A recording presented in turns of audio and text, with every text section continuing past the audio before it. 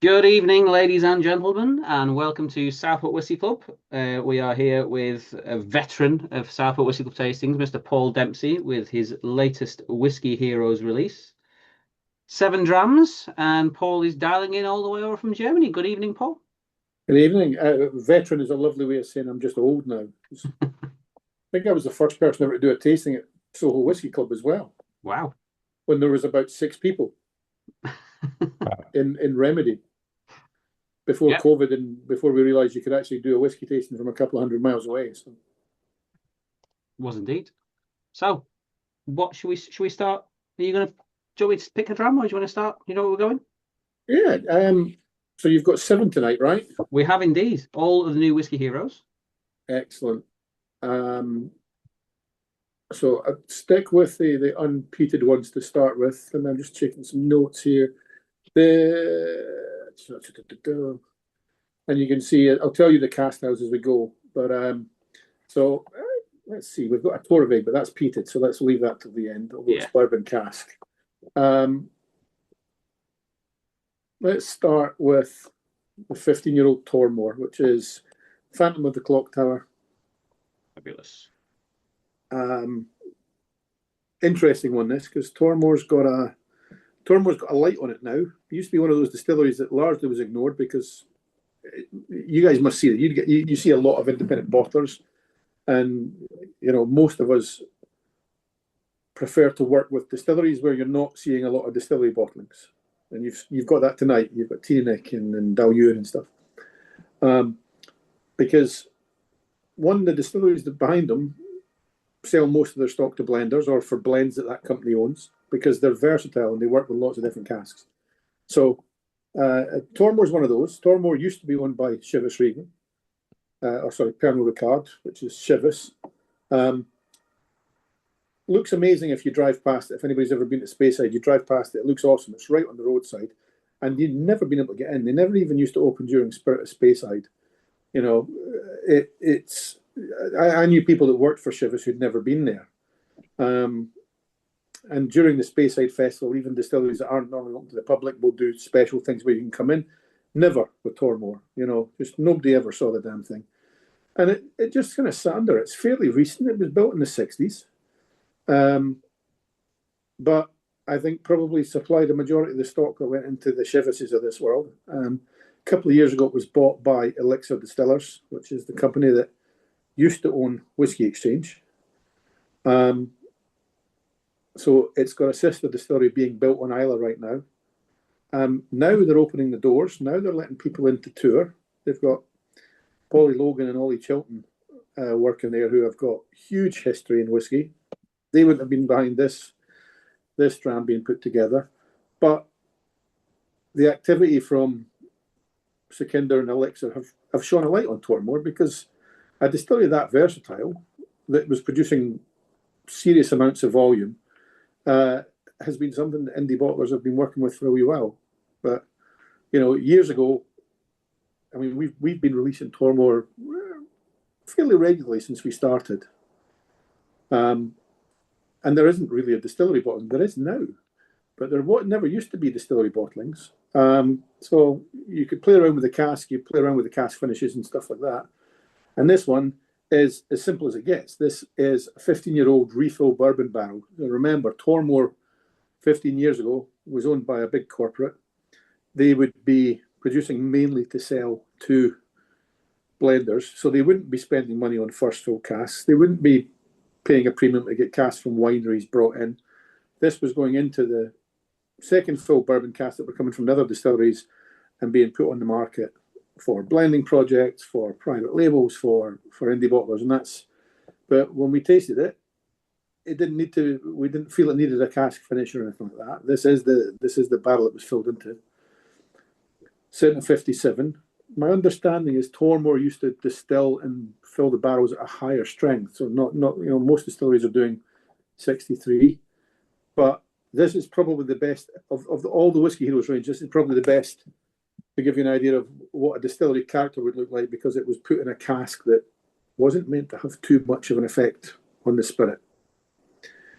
Because maybe at some point in the future they expected, somebody like Sandy Hislop to take this and start blending it into one of their big, mixing it with grain or blending it into one of their powerhouse blends which go off around the world. So, but it's almost like a new distillery because you're now seeing Tormore distillery bottlings appear thanks to Ailsa. You can now walk into whiskey stores and there's Tormore on the shelves. So that helps us, which is lovely. But most of us probably didn't know. We've probably all tasted Tormore before because anybody that's ever drunk Chivas or something's probably had some. But it's nice to see, especially in an area as traditional as Speyside, that there's still distilleries out there that are capable of putting something new in front of us. And it's such a tempting looking distillery as well because it's got the frontage where you can see the stills. And in my nerdy history research, it's got the best description I've ever seen. Tormore Distillery has a salubrious edifice, which I think is a fabulous description for a distillery. You can get cream for that. That's really, really nice. But really it's a Speyside single malt in a bourbon cask. No meddling, no cask finishes. We like cask finishes. If we think we need it, we're lucky. We own a warehouse. So a lot of independent bottlers will buy casks that they like at that moment and get them into bottles because it means, especially if they don't have a warehouse or a bottling hall. But we're lucky. If we think we need to leave it for another year or two, we'll change the cask. And you'll see a bit of this as we go on through the bottlings tonight. But this one, we had a in the first release of WhiskyHeroes, we had a Glenfarclas. Well, we can't say, but Glenfarclas censored, yeah. And it was a bourbon cask as well. And that distillery has never done stuff in bourbon, never released their own bottlings in bourbon. And it was great just to show because this would have been again, distilleries back then in them olden days would these bigger distilleries would always produce stock that they sold to blenders. It was one of the big finance models. A lot of the newer distilleries don't have this part of their business anymore. But the big ones that do 5, 6, 7, 10 million litres a year, there was always a portion that they would just put into transit casks and sell out to the big blenders like, the Chivases, the Johnny Walkers, the Gordon and MacPhails, who all were creating their own whiskey from single malts they were sourcing as part of trade deals and things.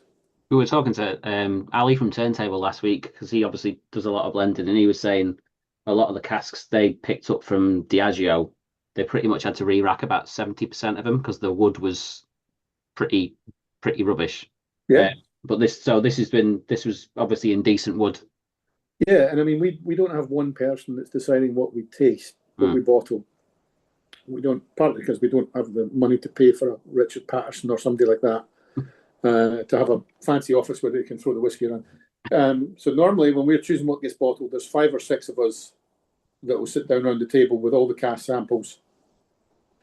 From there, we'll decide whether things get re-racked, whether we bottle them as is, whether we maybe sell the cask on, or we'll put that towards one of the small batch bottlings as part of the Voodoo range. But there's actually quite a lot where we'll get them in.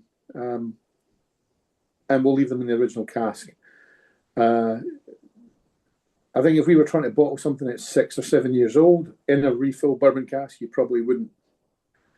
But a lot of the spirit that was sold specifically to the blenders, they were using the cheapest cask. They would be using casks that they, especially if that distillery was doing their own bottlings as well. So, but once you had a bit of age on there, I mean, we bottled a Glenburgie 50-year-old last year, which was, I think that was Glenburgie's another one of the distilleries that was owned by the Pernod Ricard Group. And I think it's 50 years in refill bourbon, because I remember in 1973, nobody was really paying attention as to whether or not you were using first fill or refill. You just got casks. You were lucky if you got to choose sherry or bourbon back then. Never mind first fill or Manzanilla or Amontillado or anything like that. And in 1973, most of the single malt distilleries were still just producing whiskey that was going into blends. So nobody was paying much attention. But give it 50 years for the flavours to develop and soften down. And that whiskey, I think, if you follow Whiskey Fun, it got the highest rating we've ever had on Whiskey Fun for one of our whiskies. And in reality, we didn't really do much other than find the cask. We didn't put it in a red wine finish or anything. But I totally get what Ali says, because you see it. We've done a lot, particularly with the Cask Masters whiskies range. This range is usually always bourbon or sherry, but the Cask Masters range is when we start playing with the wine casks. And you'll see on the back label if we've given it sort of 6 months or 18 months in a certain wine cask. Because it needs it. Yeah, it would be pretty. Yeah. We don't want to copy it, especially if it's a distillery that does their own bottlings. It would be pretty silly of us to try and do a bottling in the same cask that the distillery bottle was using. Maybe the distiller wouldn't like that either. But hopefully we show that you don't have to do the same thing. It's the best thing about indie bottlers is we can play around a bit. We can experiment. It's only ever one cask. If it doesn't work, when we don't do it again. Yep. Let's have some thoughts. Steve, what do you think of this one? I'm really enjoying it. I've always enjoyed Tormore. Whenever I've tasted quite a few now, and it just kind of never fails to deliver in some way. And this is it's nice to have something that is really showcasing kind of the new spirit distillery flavor profile thing. To me, it's like lemon sherbet, and there's a kind of herbal thing in there. I can't quite decide what herb is, but there's something slightly herbal. You must be enjoying it, because that's you have to be prompted for tasting notes, and you're just throwing them straight out there. I'm throwing them out there. I'm just on a roll tonight. Yeah, just keep asking me. I'll just keep rolling them out. Oh, this is probably the limit of it. That's. I'm just looking at Damien's backdrop here. Oh, he's got on brand. Good evening, Damien. Good evening, Duncan, as well. Did you sneak in? Go on, Damien. What do you think of this one? Yeah, no, I'm enjoying this one. The nose is really warming and inviting in. It's got lots of caramel notes for me. Some of which follow through on the palate. And it's I think there's just little that sort of vegetable herbal kind of note that you're mentioning, Steve. Again, can't put a name to it. And there's something for me a little bit bitter as well, on the palate and the finish, which just adds some variety to it. So, and I've just noticed it's 57% as well, 57.3. Yeah, I mean it's one barrel. It's a couple of hundred bottles, but it's a fun. I think I was at the Isla Festival last year. We were over. There's an independent bottlers day at Isla Festival now. So we were there for the first time. It's the week after Camden Festival, which is really handy because I didn't have to come home to repack. But we went to Ailsa were launching the new Tormore. They had 3 new Tormores. So they had a little tasting on Isla in a field, a barbecue and everything. Essentially because they're connected to the Isla Festival now, but Port and Troon's not going to be ready for a wee while. But it was great. And Ollie was saying, because he lives at Tormore now.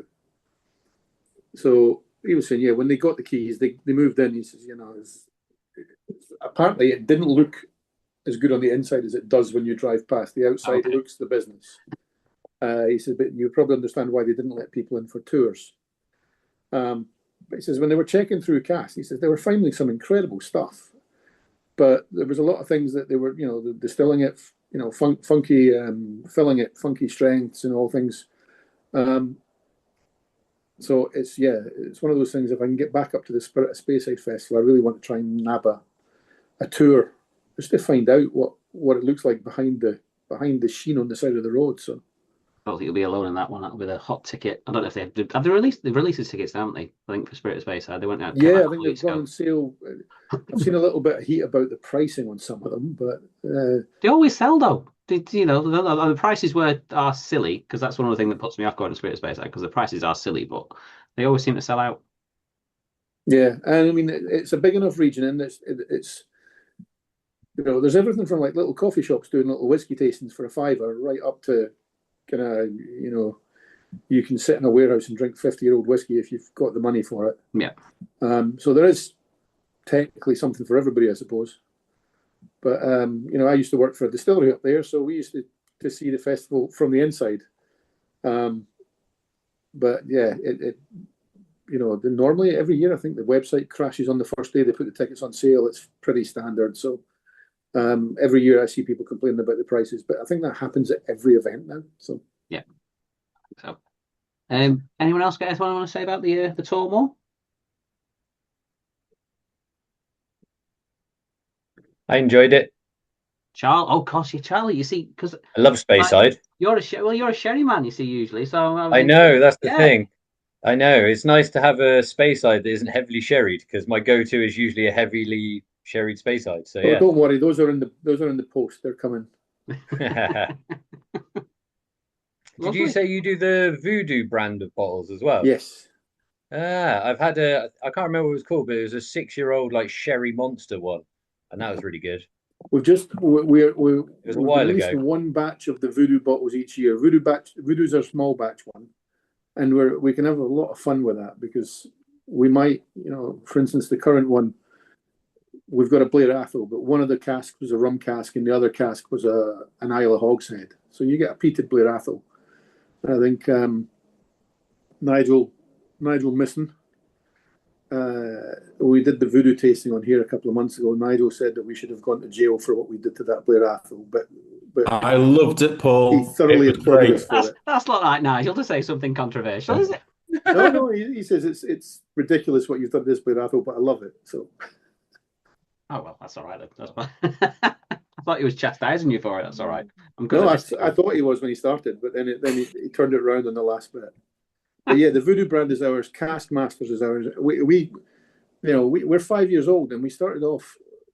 We don't have the money or we didn't have the money, and probably still don't have the money to go and get a focus group or a design agency to do the brands. I like independent bottlers that do that. I mean, the phone goes all the time with somebody that wants to sell us a design ethos because they've previously worked with Macallan or somebody, and you're like, yeah, that's fine, but I'd rather the money we would spend on that, we could probably buy some good casks with and play with them ourselves. So, and I think you'll find when you come to the Southport Festival, most of the indie bottlers there are the same.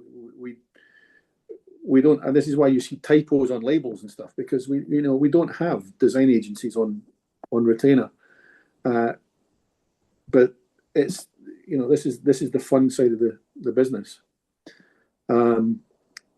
But we had to change brands a lot because we did the first one and we got a letter telling us not to use that name again, and we agreed not to, and then we did another one, but it was getting really difficult to keep designing new labels for that. So for the last 2 years, Cask Masters, Whisky Heroes, and the Voodoo are pretty solid.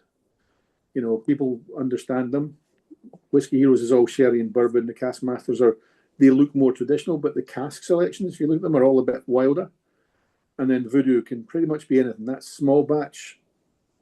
It was called Voodoo because we imagined the blender as some kind of witch doctor with a cauldron, and it kind of fits, It's not for everybody, but hopefully the ones that it is for really like it. So. Yeah, I think you did there's a Glen Elgin and Tony and Ruby Port. I think that was wild because it was almost like it was still whiskey, but there was the Tony and Ruby Port influence was mega on it. I think it was almost like pinky purple, the colour of it. It was fantastic. We did our first blended grain in that one as well. So we took a cask of North British and a cask of Cameron Bridge in that last release of Whisky Heroes.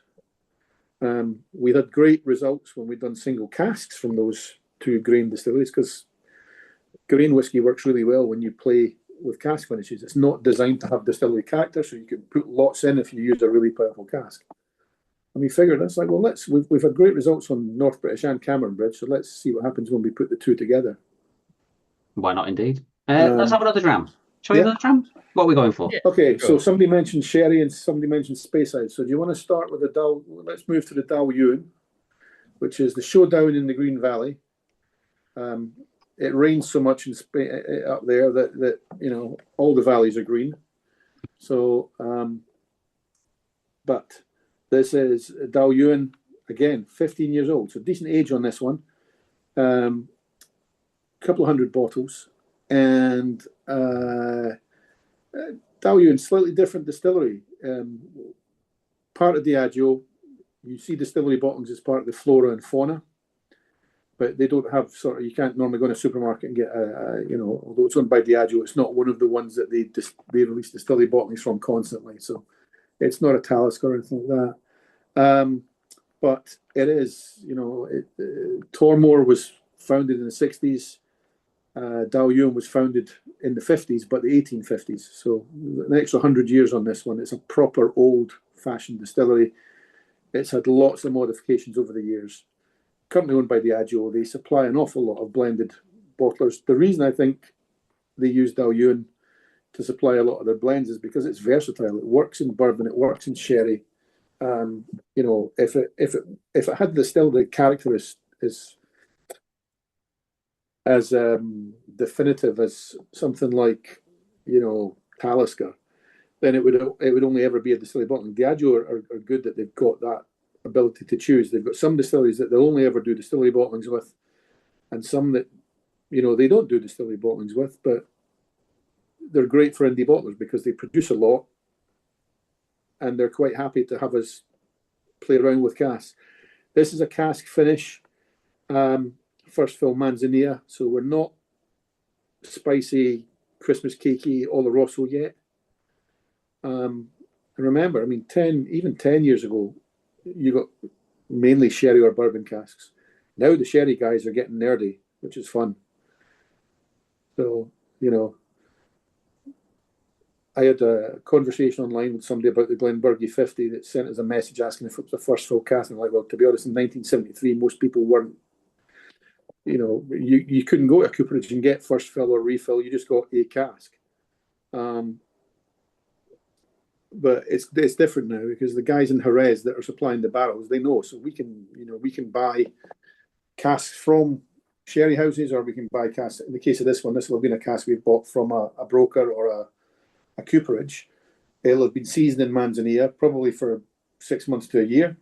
The whole idea is you put some of those sherry flavors into the wood, and then we can hopefully put some of that into the whiskey. So most of our cask finishes, I don't think we've got it on the WhiskyHeroes bottles, but most of our cask finishes are between 6 months and 2 years.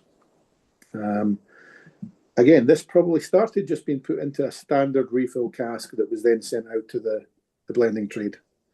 So possibly starting I don't even think Diageo, when you buy casks like that from Diageo, I don't even think they specify whether it was bourbon or sherry. They just specify that it was a refill cask. Really? Yeah, we work with a lot of them, and the casks will arrive and it will say nowadays for the distilleries we're sourcing out, it will say new wood, but it won't specify if it was a wine cask or whatever. It's new wood. We'll look at the colour of the spirit and you're like, okay, that's probably a bourbon cask, probably an American, well, it will be an American oak. Again, we'll have had this cask in our stock for a couple of years, so we would have done the re-rack on this one. I think Manzanilla, I don't think there was enough Manzanilla casks on the market 15 years ago to do a full-time maturation in it. And 15 years ago, I think most people just knew Oloroso or Harvey's Bristol Cream for sherry in our country. So, yeah, but you should start to get less of the honey and the green apples and the vanilla, and more of the tropical fruits, more of the spice, not quite getting to the clove sort of stuff that you get with Oloroso. Oloroso is the one everybody recognises. But hopefully there's something interesting here. I love Daoyuan, so I was always going to like this anyway. And you can still taste the Daoyuan through it, but it's and it's got the sweetness, but it's still quite dry as well. And it works as a distillery. This is why it's involved in so many blends. Diageo own 28 distilleries or something. So there's we all know this is wrong, but blends are not better than malts, and vice versa. But the single malt market has been pretty good at promoting over the years. So there's some people out there that will walk past a label on the shelf that says blend or blended malt or something like that because they're looking for single malt. But Diageo could do single malts from 28 distilleries. but their blends are bigger. Their blends are legendary. And if they've got distilleries that they're keeping for that, then it's the versatility. It's the reason the blenders get paid so well. It's the reason that some of these blenders are rock stars, you know. But it's always available in the market. It's a great distillery for indie bottlers to play with. And you know, it doesn't matter what cask we use, as long as we think the whiskey tastes good, that's what we'll bottle. But there's nothing we do to this that is going to upset the distiller, because we're not trying to copy anything the distillery's doing. You know, we can work in single barrels, we can work in small parcels. I think your greatest ever Arabian Spirits release was a Dalyuan, I seem to recall. We did one in the Voodoo range called Mask of Death. Well, it wasn't that one. It was, I think it had a badger on it. Oh yeah, well, that might be one that we did for a certain whiskey club in the northwest. Yeah, I think that had rave reviews from all that tried it. I believe that was the greatest release you've ever done. I think that's what I heard anyway. No, I remember that. I concur. That was the one we jokingly had a working title on that as Victor's medical problem, because basically it was on our spreadsheet in the office as a leaky butt. And we'd done a cask noir bottling called the Badger Clan, because Dalyuan has a badger on their bottle at the Flora and Fauna range. So we name checked the badger. And then, you know, we've got an in-house designer. So when Victor was up in the warehouse and the word broke that we had a leaking Dalyuan cask that only had a few bottles in it, we did a man with the hat, but we put the hat on the badger on the label. And give him a beard as well. We had the Victor beard and the Victor hat. Badger Clan goes to town, but it was great. I loved it. What does I know? Nick, good evening. Good evening, Peter. How are you doing? I'm good, mate. How are you? How are you enjoying your dram so far? I've only had a little whiff of this. Well, a little taste. Yeah, a little bit of the tropical notes, sort of mango and papaya a little bit, and a bit earthy, bit of caramel on it. I like this. I like the finish. The first one, spicy, and I think, you know, as was said, a fairly straightforward, just not messing around too much with the spirit.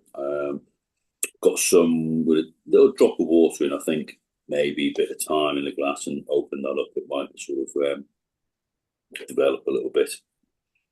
But a great lineup, and yeah, this I always like the sherry finishes, and yeah, this is the Manzanilla, isn't it? Yes, it's always great. Not too much of that sort of heavy sweetness, which is always nice, but you know what? We all go through stages with our palates, don't we, of what we're into at any particular moment. But this is a nice. It even depends on the weather. I mean, we had snow on Easter Sunday up here in Scotland, and it was not a summery bourbon cask whiskey kind of day. We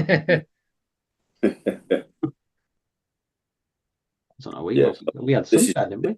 So yeah, I'd definitely be on for the Tormore. I think on Easter Sunday it was lovely and sunny down here. Amazing. Duncan. Sorry. You mentioned, so I was eyeing up the Birkenhair. I've got about an inch left of that bottle. Oh, that's a cracking dram. That was our 30-year-old North British, wasn't it? Yeah. It indeed is still. Yeah. It goes down like pop as well. The hashtag drink responsibly, but it does go down like pop. Oh, I mean, grain whiskey is, you know, not trying to blow smoke up here, but the whiskey clubs understand the grain whiskey. You know, the mainstream probably still doesn't get grain whiskey, but you've got a 30-year-old dram at prices that you can still open and drink it. We were a bit worried about using the name of a serial killer on the name of the bottle, but we wanted an Edinburgh connection.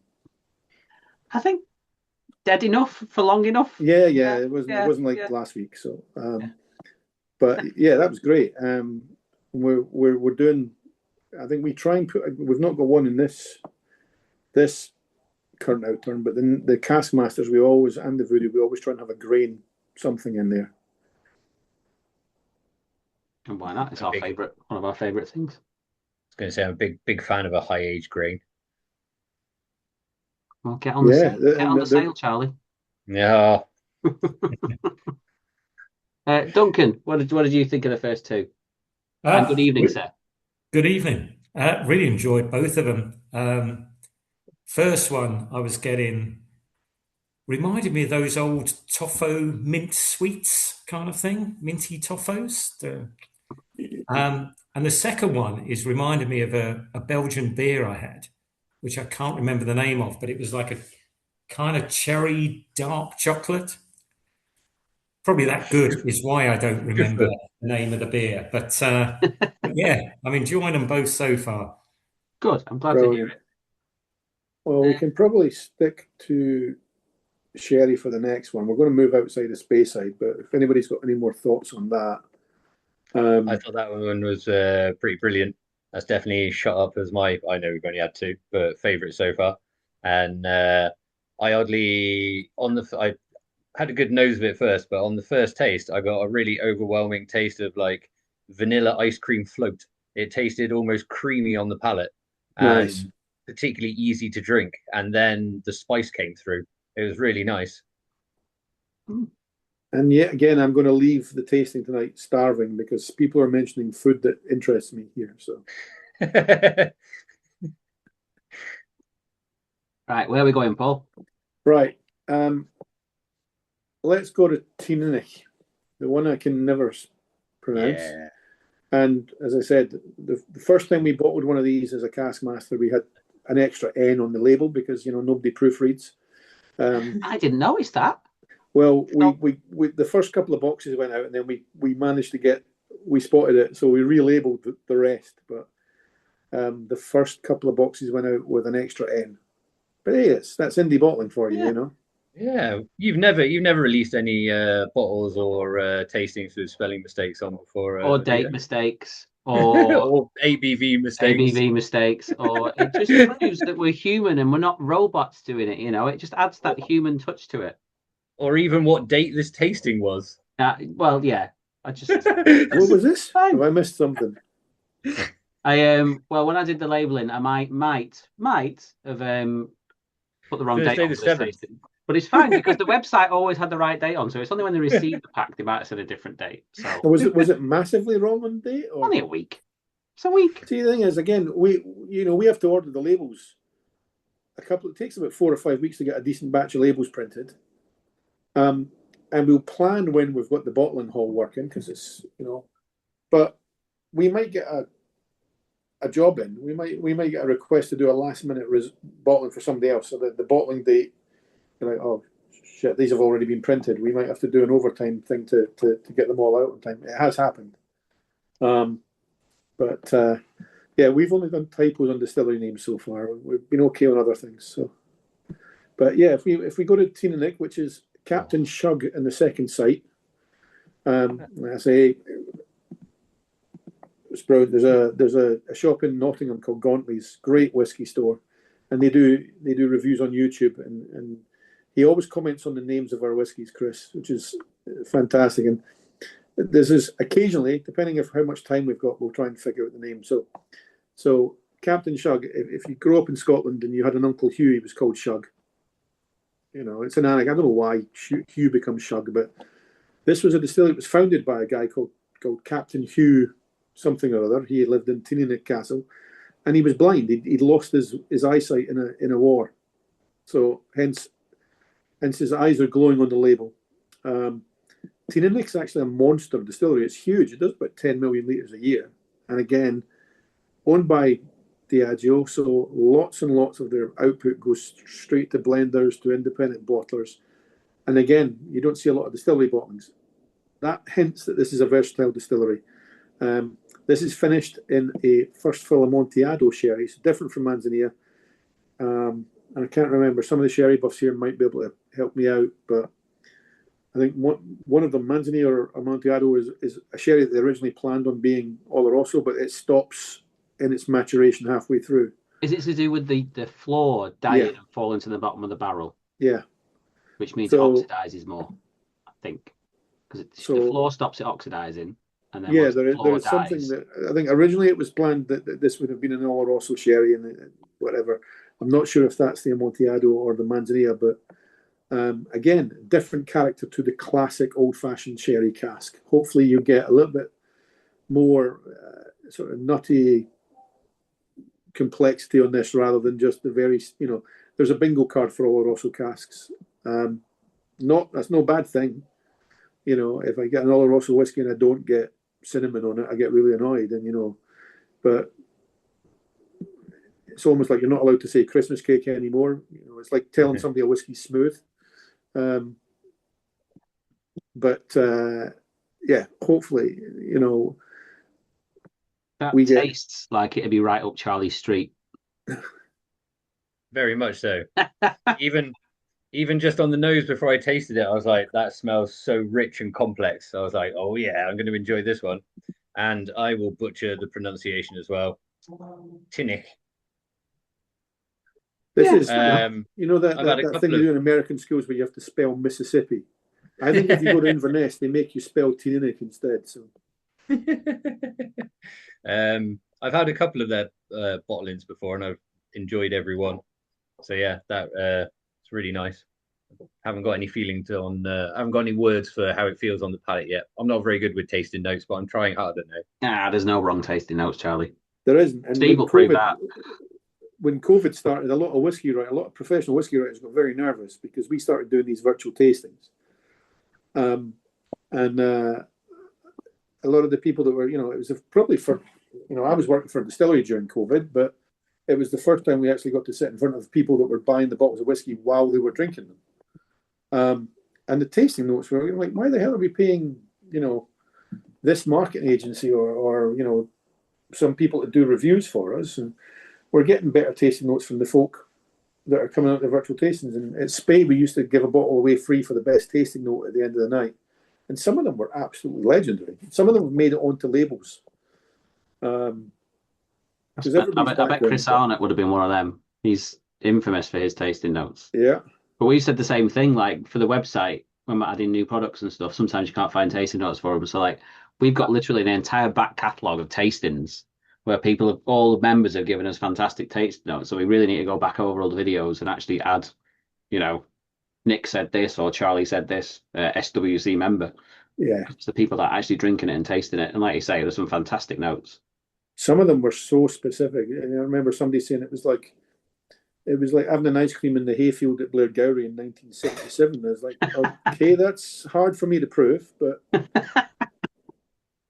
but yeah, I mean, this one with the Amontillado, I've got my tasting notes on the screen here. Just give me a second. So this is the first one where we thought we had walnuts rather than the kind of almonds and things like that, and a little bit of sort of flinty chalkiness. It's a little bit younger than the two that we've already had. So this is 13 years old, but again, still a decent age statement on it. And Teaninich is, they produce so much that it's not that expensive for us to get hold of. So you don't get, a lot of the distillery bottlings that are starting to show double figure age statements are getting very expensive. So hopefully, we can't compete. Most indie bottlers can't compete with the kind of supermarket price points. So, but when it gets into the kind of £50 and above, I think you definitely get bias here, obviously, but I think you get better value with the indie bottlings because, I think there's a more human element to how it's selected, how it's put in a bottle, and the rarity means it's only ever going to show up in certain stores. So. Has Nick's cat just jumped into Duncan's house? I was just thinking the same thing. Sean Nick had a white cat on his table, and now Duncan's got a white cat on his table, and I'm just really confused. Oh, and Nick and Duncan in the same house. Yeah. So this is a different cat. Is there something you need to tell us, guys? I'm glad that's not just me. I thought I was having a stroke. Yeah. It's been a long time since the whiskey tasting has been interrupted by a cat. There's a lot of James Bond fans in Southport. I see that. I was thinking the same thing. Yeah. This is standard. Again, we didn't realize how much fun this was until COVID arrived in Zoom. The amount of animals that disrupted Zoom calls it's just awesome. Chris had his big Irish wolfhound as well. It was, as soon as it stood up, that I bet you'll be able to see Chris. It'd just be dog all the way across the screen. We did at Speyside, we did a a Zoom tasting during COVID, and he's a good friend of mine. There's a guy called Jamie Baxter came on the tasting, and he's a distillery designer. He's designed about 40 distilleries. He built the Chase distillery. He's a Scottish guy, but he lives in North Wales, and he built the Chase distillery. He's gone all right. He goes around the world setting up distilleries for people. But he joined, and I asked people for what this whiskey gave the nose, and it just came up on the chat bar at the side of the Zoom tasting. I'm really sorry, the dogs just farted, so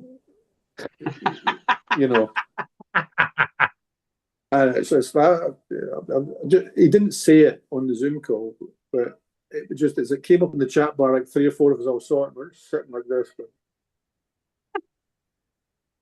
Steve, what do you think? Do you like Teaninich, don't you? Yeah, I mean, the first 3 have just been right up my street. I've loved them. I think this one might. I'm still making my mind up on this one. I like it, but I'm trying to work out what the notes are. I certainly prefer it with water. I think without water, I felt it a little bit fiery, and I was trying to discern what was going on. But with water, it suddenly mellows out a little bit. And I'm starting to get like the walnut thing that you said, Paul. Needed a bit of water in with that. And I'm trying to work out what the fruitiness is, and I'm stuck on that one. So our it's tasting leaving me a bit on confused. that one, we had stewed apples. Right, I haven't got I'm in that Germany at all. right now. There's apple strudels everywhere, so maybe that's part of it. But I'd say like dried peaches, dried apricots. we've got. I'm looking at our own website right now. We've got apricot on there as a tasting note as well. Oh, there we go. But then we had Effectively a apricot on the master last blender one now. as Pick well. that out, and that's it, isn't it?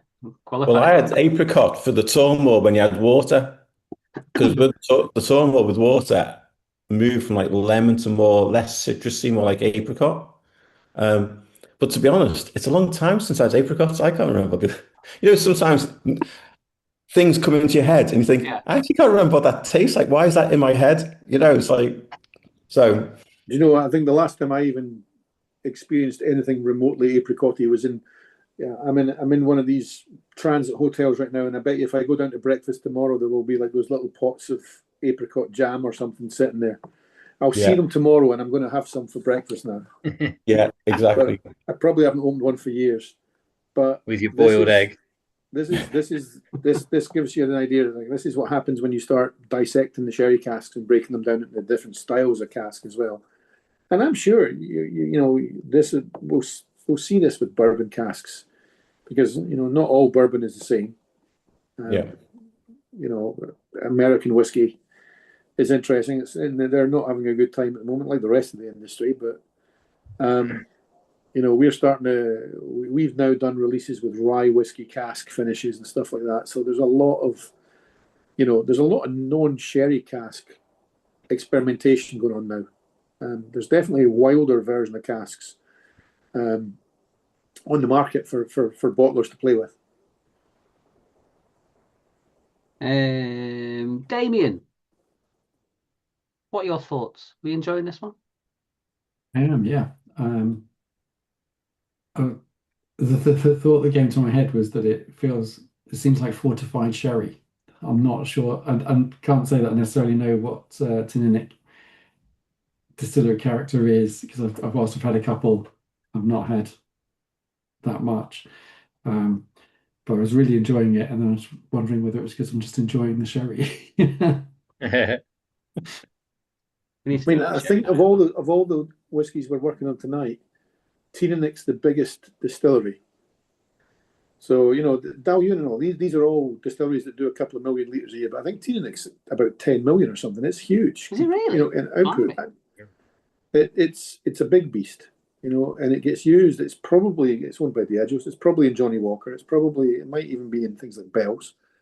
But it's a kind of powerhouse. And I'm just trying to remember, is it fairly recent? No, it's an old one as well. But it's one of these distilleries that's just been extended, and as it's changed owners over the years, it's just extended. It was built in a time when single malt didn't really exist, and it was only produced whiskey that was getting taken away by the blenders. think it was knocked down as well, and then they built it like 300 yards further up the road as well when it was really young. Because they had to expand when it was built. There was rapid expansion, so it was already within 10, 15 years already not fit for purpose. So they moved it to a bigger plot, 300 yards down the road. Yeah, because this will be one of the ones that was pre-Pattison crash. So these were powerhouse distilleries, and then they've probably lived through the whiskey industry goes like this every couple of years. They've probably ridden through loads of these. Sure, if you hit their page in Ingvar's book, you'll see that there have been various owners. Of course, Diageo didn't exist in the 1800s. Every distillery was independent at that point. And there's the cat. Is that moved again? So Yes. People's screens keep moving as well, so it looks like it's just moving across the top of my screen. That's brilliant. Any more? The cats can definitely sense when there's a tension in the room, though, isn't there? So, Any more thoughts on the Teaninich from anyone? I very much enjoyed it. Sorry, go on. Cat's enjoying it as well. The cat is. I think that's pretty great. Whose screen are coming to net? He's a nervy one. That's a great bottle. It keeps sort of changing. The apple strudel note, the walnut. I mean, it's sort of suggestive, isn't it? Sometimes when people tell you the notes, but the walnuts, the apple strudel.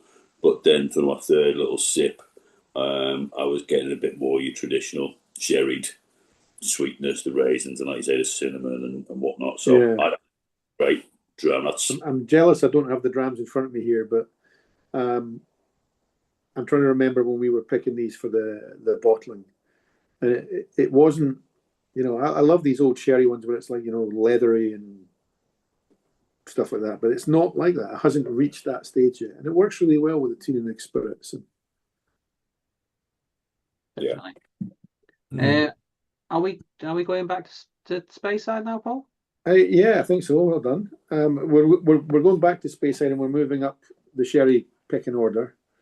So we'll go to the Malt Marauder, which is another properly underrated distillery. One of the few where there's a lot of distillery bottlings, actually. And there's a couple of distilleries in Scotland that I always recommend to people they check out the independents from, because Glenmurray is owned by a big French corporation. It's owned by, I can never remember the full name, but it's LNB, Le Martiniquais Bardonnay or something. French market is very big on supermarkets and blended whiskey. Glenmurray is a big distillery. It's the flagship for them. But you can pick it up in supermarkets. You can get the distillery bottlings, and for the money, they're brilliant value for money. But if you're ever up in Speyside, go into the distillery and get the hand-fill stuff. Get the stuff that you can only get in the visitor centre, because it will blow the doors off you. It's fantastic stuff. But because of the nature of the parent company and their core business, they're quite, it's like they're quite happy for the independents to get casks and do the micro things. And this is probably the best example for one of these big distilleries. The other one that does a lot of that is, if you ever get a chance to try an IB Tullibardine, again, in comparison to what you pick up in a supermarket, independent Tullibardine is incredible. I think there's a whiskey club that did a really, really good one of those as well in First Fill Sherry. We did a 6-year-old Tullibardine in First Fill Sherry. I think it was 51% single cask, and it was 39 quid. Stunning. Glenmurray works really well with everything. In every country I ever go to, there's always Glenmurray. They've got a brilliant export network. They do great sherry casks, but because of the size of their business, their whiskies aren't prohibitively priced, whether it be the distillery bottlings or the independents. And this one is First Fill Oloroso Sherry Butt. So we're on a bigger barrel here. So there's a much bigger, smaller liquid to wood contact here. The sherry butts, you get more bottles out of the cask, but you might not get that huge in-your-face sherry bomb influence right from the start. It's younger than the other ones. This is 11 years old. But the sherry butts again, we like this. Sherry butts were originally were probably the ones that were originally used by the industry. Although, 100 years ago they were using those sherry butts. Now we've got stereo cats. If the two screens get side by side, do you think we'll have a fight? But you get with sherry butts, you might not even get that color straight away. If you use a hogshead sherry and you put an active spirit in there, you get a lot of color transfer right away. But like I say, there's a lot more liquid for the wood to have to influence, which I think gives you a little bit more subtlety. And some of the Speyside guys do the sherry butt thing extremely well. Glenfarclas are legendary for it. Even Macallan know their sherry casks, although I can't afford anything. So they've bought an entire sherry bodega, haven't they, for their casks now? I think so. I remember years ago I was on a sort of busman's holiday in Jerez with some friends from the industry, about 6 or 7 of us, and it was essentially, supposedly research, it was essentially just 6 days of drinking heavily. And we went to one of the sherry bodegas, and as we walked in, the guys from Gordon and MacPhail were getting a tour. So it's like we're seeing everybody we know, but pretty much every cask that was sitting in the dock waiting for export had an Edrington barcode on it. So, I think this is one of the ones that was a main supplier to Macallan at the time. I don't know if they still are. It was a huge warehouse, well, bigger than most of the whiskey warehouses I've seen in Scotland. But yeah, it's Speyside in a sherry cask. It's Speyside in an Oloroso cask. So Glenmurray's been around a long time. They know what they're doing, but they don't. They don't have the kind of rock star persona that some of the other distilleries, not a million miles away from them, do. But they just do it really, really well. And we've released 4 or 5 Glenmurray over the last couple of years. When we put them in blind tastings, they always surprise people.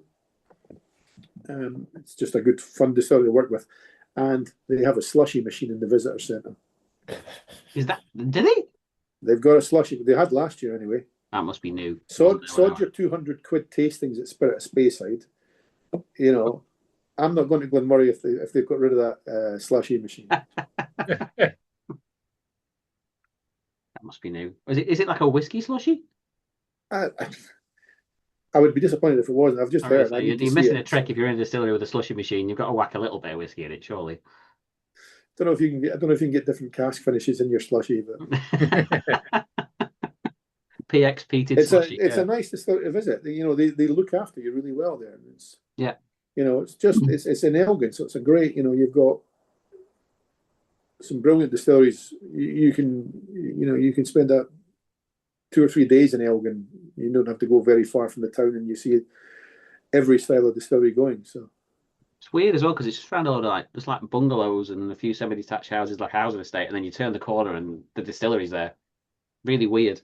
Yeah, it's a little bit. It's like the opposite of Tormore. You don't sort of, Jesus, look at that as you drive past it. So yeah, it's hidden away, and I think he probably gets like a bit ignored by whiskey drinkers because you can buy it in the supermarket quite cheaply. I think that's probably why, isn't it? Yeah, because it's part of a big stable of whiskey. The people that own that, they own Cutty Sark now. They own a few others, but yeah, their core business. And let's be honest, their core business is what keeps the lights on and lets them do. I love it. I used to work with as a distributor, and Suntory were our client, so they own Bowmore. At the time, they owned Bowmore. They owned Glengarry, and everybody's like, "Oh, this is great!" But the lights have been kept on because they make Maduri. Watermelon liqueur, a million cases at a time, and it pays. And Diageo's the same. There's a lot of the alcopops are paying for the research and the experimentation with the whiskey. This is why it's some of the independent distilleries are probably a bit more difficult because they don't have that massive cash generator that the big distilleries all might have a vodka brand or a gin brand or something that is low cost to make and huge sales volume, which lets the whiskey side of their business experiment. But Glenmoray have got that. Glenmoray, you're right. It's off people's radar because it's in the supermarket. But that's why I would say go to the distillery, get the handfill stuff out the shop, get the distillery releases. They've challenged over the years. They've had a few. They were the ones that challenged that got the SWA annoyed because they did whiskey in a cider cask. Ah, yeah, the cider cask project they did, yeah. It's great because companies that big are good at pushing. We do. The SWA is good. They help us out a lot, but they sometimes need a little nudge to open the doors to new projects. Yeah. We've now got mezcal casks permitted. We've now got tequila casks, and again, that was Diageo probably investing in tequila that convinced that got the rules changed that we could start playing with Mexican. They're oak barrels anyway, but one indie bottler buying one cask at a time can't do that. So, but they're good people to deal with, and the whiskey again, Oloroso in a Speyside single malt. It's pretty classic. So, let's ask our resident sherry whiskey expert then, Charlie. Is that another cat? Is that another cat? That is another cat. Yeah, I think that's a record. Brilliant! We've got 3 of them tonight. Before I say what I think it tastes like, I will just say that I do like it because my initial, I don't know, there's a interesting texture or flavor that just reminds me of like rubber boots, and I don't really know what it is. There's a weird, I don't know, kind of plasticky, rubbery taste to it on the palate straight away, and I can't put my finger on what it is. I like it, but I can't really put a name to it. But it's not like anything I feel like I've really tasted before. Interesting. We've got on our tasting notes. We've got menthol, a lingering menthol. I can definitely see that. But this is I love whiskey tasting notes for non-whiskey people. Some of our tasting notes could be quite scary. So when you tell, especially if you get into the PT Isla things, and you tell somebody it's got hints of an ashtray and a wet leather school bag, and they go, oh, and you go, no, that's what we want. That's exactly how it should be. That's great. Thank you. Bring it on. But to me, it just had that. I don't know. It almost reminded me of like when you were a kid and your parents bought you a pair of like festival welly boots, those kind of welly boots, and you sniff them.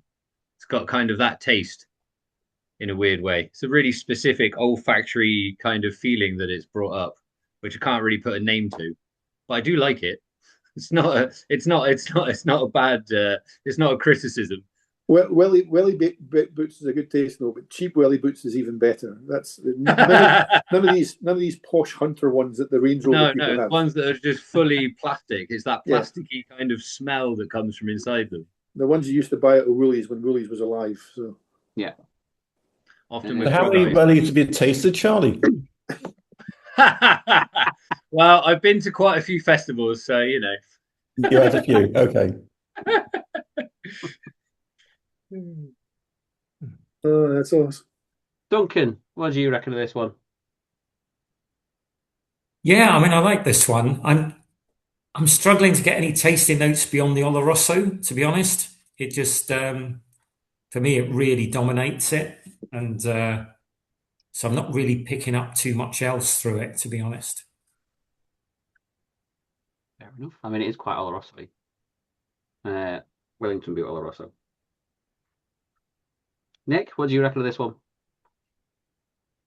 Yes, I'm sort of, I think like most people seem to be feeling a little bit up in the air on quite what I'm getting from it. I've not found it so sherry heavy personally. Didn't quite get the menthol. There's notes there. It's an interesting dram. And like you say, Glen Moray perhaps doesn't always come across as well as perhaps it could do, or isn't perceived perhaps as well as it should be, given, as you say, the sort of supermarket level of it. Maybe that's just a bit of personal snobbery. I don't know. I'm on the fence with this one, really. It's fine. Don't go over the top, It's Nick. fine. Yeah. Oh, it's Um, brilliant. any more people think it's fine? Well, I'd be nervous to give any notes on that because we're not allowed to say Christmas cake or it's smooth. So, and it's both of those things. Is it a smooth Christmas cake? It's a smooth Christmas cake. It to Varnish me Christmas actually, cake. it's a chocolate covered welly. That's how I would with a bit of cherry thrown in as well. We need. I'm going to start. Yeah, we need a bingo card for some of these things. We sometimes have one in the. You get the buzzword bingo. I think a couple of years ago at whiskey shows, somebody had a. I've not seen it for a while, but somebody had a bingo card at one of the whiskey festivals. And if you had, you got a tick if you spotted the sort of distillery badge. One of those T-shirts that said malt whiskey that looked like Walt Disney. All that stuff. It's like, yeah, we could do that with some of the. If you ever read the trade magazines, you see it. Thankfully, it doesn't happen too much in whiskey, but it happens with other spirits, where you'll see a press release for a new RTD, a new Alcopop brand. But I think the press release, you could actually just change the product name because they'll tell you it's great straight in a cocktail and it fits the younger mentality. And you're like, yeah, but that could be a vodka, that could be a gin, that could be a rum, that could be, you can just change title, send press release, send a bill to the brand owner. And hey, I'm a PR guy. So, luckily the whiskey industry keeps, nobody in the bingo card is going to have chocolate welly boots, but the cheap ones. So. Love it. We're going to have to go. We have to go peaky now. Are we peaky now for the rest of the evening? We've got 3 left, and they're all on the smoky one. So we'll leave the youngest distillery till the end because it's, I think, the most peated one here. Let's go to now. We've called this Ardmillan, smoke over the Craig. Interesting distillery. It's from Ailsa Bay, but it's teaspooned. The great myth about teaspoon, is it really teaspooned or is it not? Well, the paperwork says it's teaspooned, so we have to call it blended malt. Ailsa Bay, pretty new distillery. Just trying to remember, I've got my notes here somewhere, but yeah, so 2009, we're a 12-year-old bottling here. 59.8, so ABV is pretty high. And again, finishing the first Fill Oloroso, but we should have the smoke coming in now to mix with the Oloroso sherry cask. Ailsa Bay is not one a lot of people have picked up on yet, probably because it is still a new distillery, but it's owned by the same people that own some of the titans, Glenfiddich and Balvenie are its sister distilleries here. So if anybody knew how to make whiskey, it's the William Grant team. So. But this is the first, we've done some stuff from Girvan before, but this is the first bottling, I think, that we've done from Ailsa Bay. We did a small one back when we had the Cask Noir series, but that wasn't an Ardmillan, that was probably a full Ailsa Bay one. I don't know if we even declared that on the label, but it's nice whenever we pick 6 or 7 new whiskies to release to have something we've not really done much with before. We've got Teaninich everywhere. We've got Glenmurrays, Dalyewans. Whiskey industry changing. There's distilleries that didn't used to sell casks to independents are selling casks. So you're starting from an independent bottler point of view, you're starting to see some really cool stuff appearing that we've never seen as IBs before. And this is a little hint of something like that. We've got a Torabhaig coming later on, and that's a good example. Mitch is on the call tonight, and he's a massive Torabhaig fan, so we need to make sure we tell him how much we're enjoying that. But yeah, so we're in the smoke. Absolutely not. It'll be belly wash. Awful. But we're into smoke. My thoughts on this, it was quite a sweet smoke looking through the tasting notes at the time. We had stuff like candy floss getting mentioned for the first time, which is not a typical smoky whiskey note, but it's definitely, for us, it was there. And again, I don't have a bottle with me to try. Definitely, it's really sweet on the nose, but you can get the smoke. But it's not overpowering the Oloroso either. I mean, at this ABV, you might want to drop a little drop or two of water in it. It's not going to suit every palate. Nearly 60%. It's surprisingly palatable for nearly 60%. Yeah, absolutely. And it's not too smoky. Is Ardmillan like the trade name for when the teaspoon cask gets sold, Paul, or is that something you guys came up with?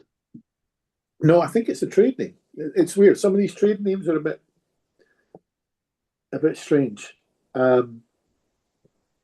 I think it might be theirs. You know how they've got Burnside as a Balvenie, and I think there are trade names for teaspoon ones, and there's just genuine trade names. I mean, I think we've released Craigellachie, but on the paperwork it will say Blue Hill, which is I think never heard of that one before. That's new. There's Blue Hill. I think Bowmore has a trade name. There's a trade name, and we've heard Williamson when they teaspoon Lefroy and stuff like that. So I don't know where the root of Ardmillan. I think the next time I bump into somebody from William Grant, I'm going to ask them actually. So I'm enjoying that with water. You got a drop Really? of water. I put a little drop of water in it. I don't actually like it. I preferred it as cask strength, which is not usual for me. I usually like a bit of water in my whiskey. I'm with you, Charlie. I thought with a bit of water, it kind of Ruined flattens it a little bit. Yeah. I mean, I think that is absolutely delicious. I mean, I'm surprised at that. I've had one Ailsa Bay, I think, in the past, which I enjoyed, but that surprised me. That's lovely. There's a lot going on. The Oloroso is there in the background. Peat is kind of very well balanced. Lovely. I mean, we've got a Kalila. We've got a Kalila coming up, and one of the best peated whiskies for sherry casks in my mind is Kalila. Always has been, and we get a little bit of that here. Peat and spicier sherry casks seem to work really well. Yeah. That sweetness, not vanilla sweetness, but that kind of dried fruit element, to me works well with smoky whiskies. I think that's an incredibly well-balanced whiskey. I think that's delicious. Like, I'm not usually a massive fan of smoke, but I do like smoke sometimes. But I usually find when I'm pouring myself a smoky whiskey, it's when I have one and I'm going to want to sit and sip it over like an hour and a half. And I'll have like one sip and then wait ages to like let the smoke clear before having another one. Whereas I put that down as a drinker, I just want more and more of that. That's delicious. Good. How much have you bought for South Korea? It's pretty good. I mean, all these were released a wee while ago. The Torabhaig was the fastest to sell because it's a distillery that's still very new. But this is a new distillery as well. I mean, there's not a lot. This is owned by, I think, the biggest independent whiskey family still remaining in the trade. I mean, William Grant are still a family company. But it's got some very big boots to walk behind. It's walking behind Balvenie and Glenfiddich, and it just sits under the. I think it sits under the radar because of it. So is it like sort of a backup to go into grants and stuff? Then is that what mainly they use it for, or do they use it for selling and trading as well? It's Lowland as well. So it's William Grant coming to the Lowland, but I think they've got a lot of work going on down there. I think they were talking about. I don't know if it's still going ahead. A lot of building projects in the industry are kind of slowing down or not going as quickly as they wanted because of the way that the world is at the moment. But, they were planning big warehousing complexes down there. Again, William Grant have got vodka brands. They've got blended whiskey brands. So it's probably, I think they do a lot of their work down Girvan way. So it just doesn't, there's not a Spirit of Lowland Whiskey Festival, so it doesn't. I don't think they get visited. I don't know if it's open to the public, but it's not a. It's just not one that if you ask people at whiskey fairs what they want to try, I've never heard anybody mention Girvan or Ailsa Bay or that. But there is some great distilleries down there. Arran's just across the water, but none of the people that have ever come to see us in Glasgow have said they're stopping off in Girvan to see Ailsa Bay on the way home. I've driven past it a few times, and it just looks like it's just a massive factory, isn't it, for all that it produces? Because I think it does produce the neutral grain spirits for them as well. It's just a Yeah, because they've got massive they've got factory. grain stills down there. Yeah. So didn't look particularly picturesque like Arran across the water, which you would probably rather go to. I think I'd just rather go get the ferry. that's the big down. I mean, to be honest, I mean, when we get our Campbelltown distillery up and running, it's going to look pretty industrial as well. But a lot of the grain distilleries are not scenic. This, if you've ever driven past, the nearest one to where we are in Glasgow is Strathclyde, and if it didn't say distillery on the sign outside, it could be making cement or something. It just looks industrial. Cameron Bridge is the same. North British is the same. You would drive past them, and the site probably actually puts you off. So yeah, I'd love to see them though. Yeah. Oh, yeah, it will be quite interesting actually to have a mooch, see just how, because it is continuous, isn't it, with them guys? Sorry, Yeah. I've got off the tangent then. Nick, what do you think of this one? You like a bit of peat? I think that's a great dram. It's yeah, definitely an easy drinker. What's the ABV on that? I mean, yeah. The 59.8 is an easy drinker for Nick. That says it all. Yeah. Another 0.2 degrees, and we wouldn't be allowed to sell this in Norway. So Is that true? yeah, 60%, and above 60% is verboten in Norway. Wow. We couldn't sell this in South America. Most of South America is 54.5. Wow. I didn't know think. that was a thing that they had like No. ABV Yeah. limits. Interesting. Remember, I mean, you guys have had Speyside on here because I used to work with them, but we did a peated Speyside. It was 60.1 degrees, and my Norwegian importer at the time sent me a really snotty. You've done this deliberately. Can you do another batch that's got the label that doesn't say it says 59.9 or something? It was 60.1. So Oh, Nope, I like that one. mm, Another one? Shall we have another whiskey? Shall we? why not? right, so that's the first smoker. Second Carry. one, normally one I would finish a tasting with, but we've got a special one sitting at the end here. So let's go to Widow's Cove. Benchmark peated distillery. This is Cuillin.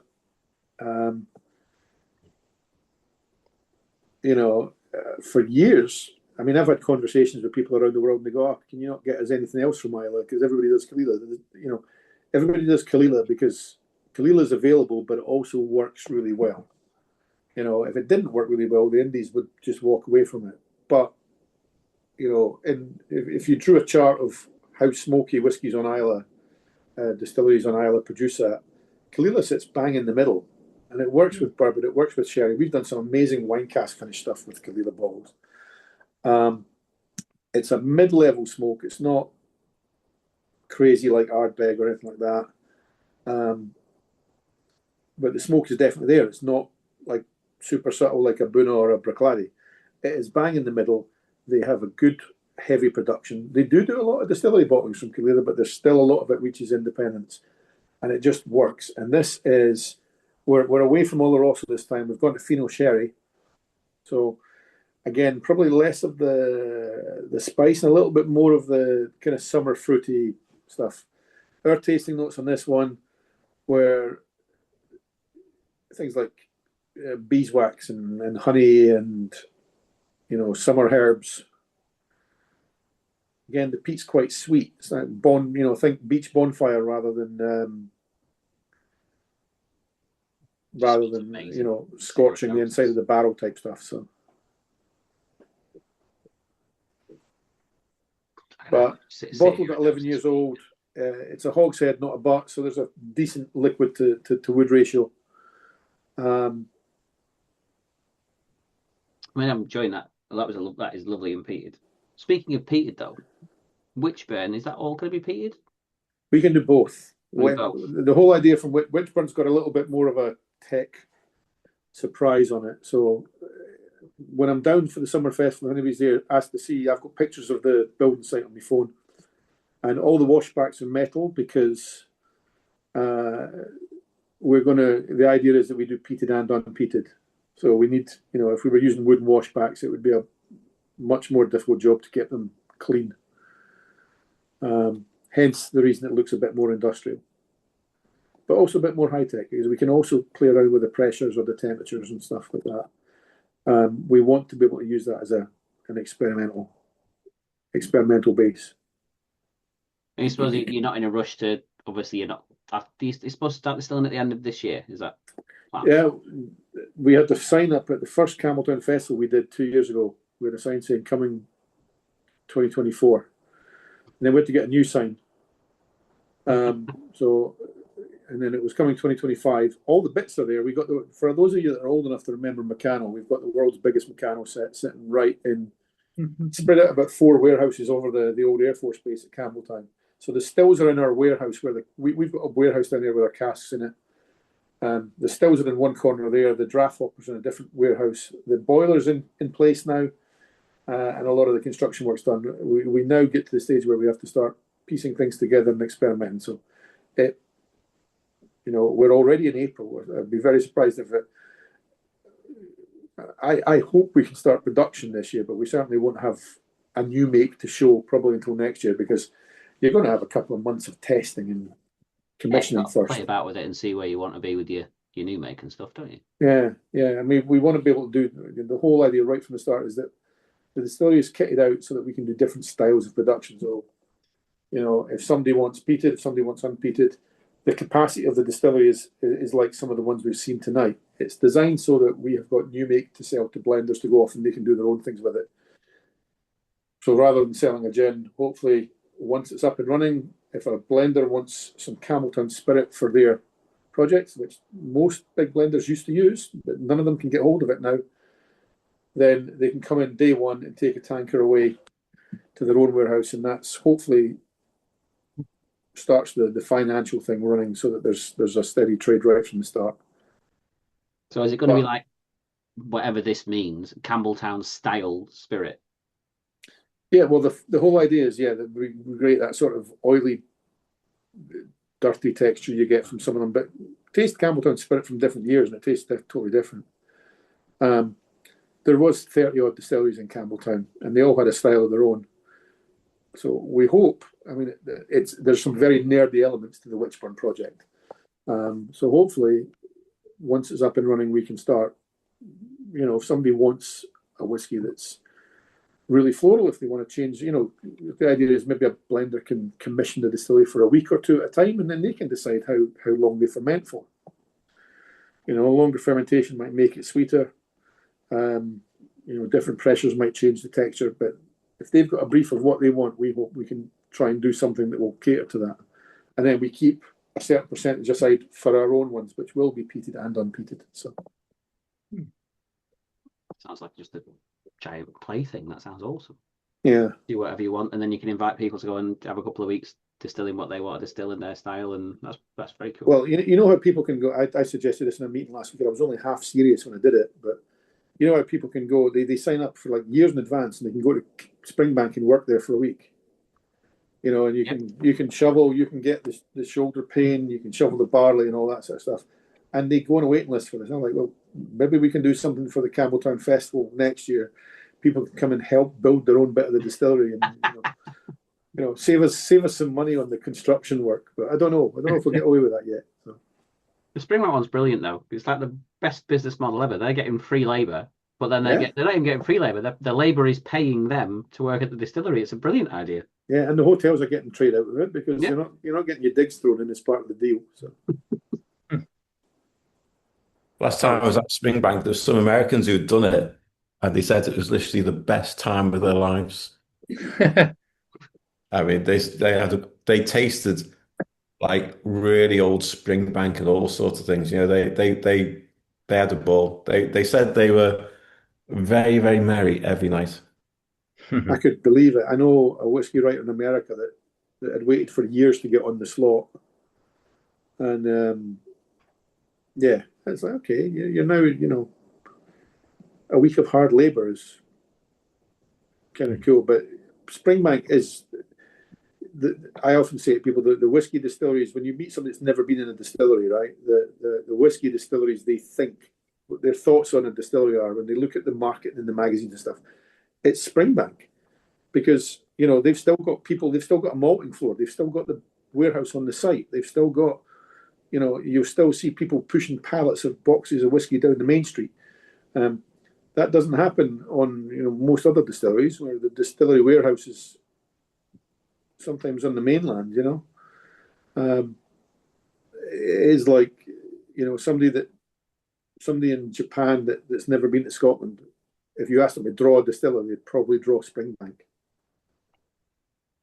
Mark and Al did it a few weeks ago, and apparently there was a American group on the same experience that were going to go from Springbank and then go and do Islay. And Mark and Al were like, no, you've done the pinnacle at the start. It's like it doesn't get better than this. It's like yeah, I think Bowmore have got a malting floor on Islay, but it's not big enough. They don't do all the malting on site because it's such a big distillery. They've got a warehouse, but I think that's mainly for the photographs. If you're on the Ferret Island and you see the Carntine tanker, that's full of spirit that's going to a warehouse somewhere else. If every distiller in Islay had their warehouses there, Islay would sink. So, but yeah, the marketing and the whiskey marketing's hilarious. That David Beckham riding his vintage motorbike across the moors to advertise Hay Club. He certainly wasn't riding anywhere near Cameron Bridge, because I grew up near there, and it looks like a cement factory. And his bike would probably have been stolen. So, but Caol still looks pretty traditional, despite the fact it's a massive beast of a distillery. Nice thing, Diageo are spending lots of money, or have, I don't know if they're doing it now, but they have spent a lot of money doing up.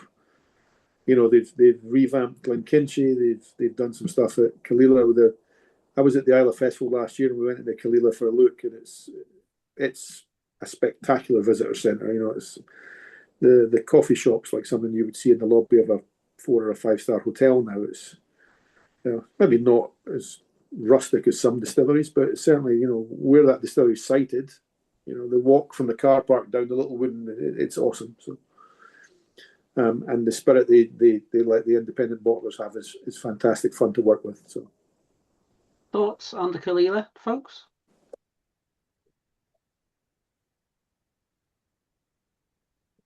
I'll start off and with going to go against the grain.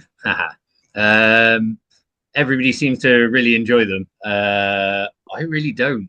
Like, as I said, I'm not a huge fan of peated whiskey. There's a certain few that there's a fair few peated whiskies which I think are like all right, that I'll use as a sipper, and then a rare few that I'm like, that's really nice and drinkable, which is why I was really shocked by that blended one. That was beautiful, but that was just a little bit too much for me. I just find it a little bit overpowering. Weirdly, everyone always says like peaty and smoky, so I'm not really sure what the differential is, but I definitely find that there's a difference between smoky and phenolic. Like, yeah. I quite like a phenolic whiskey. I don't like a smoky one. Over the years, I think in certain parts of the world, peat and smoke have kind of accidentally become the same meaning thing in some people's heads. And you're exactly right, because you can get smoky whiskey, and even peat changes. If you get a peated malt from the Highlands, and there is plenty of them out there, it's different. They're not using, because the peat there is compressed pine trees and stuff, whereas the peat on Islay will be compressed seaweed. So you get more of that medicinal hospital, germaline-y type flavour on the Islay whiskies that you don't get on smoky Highland stuff. The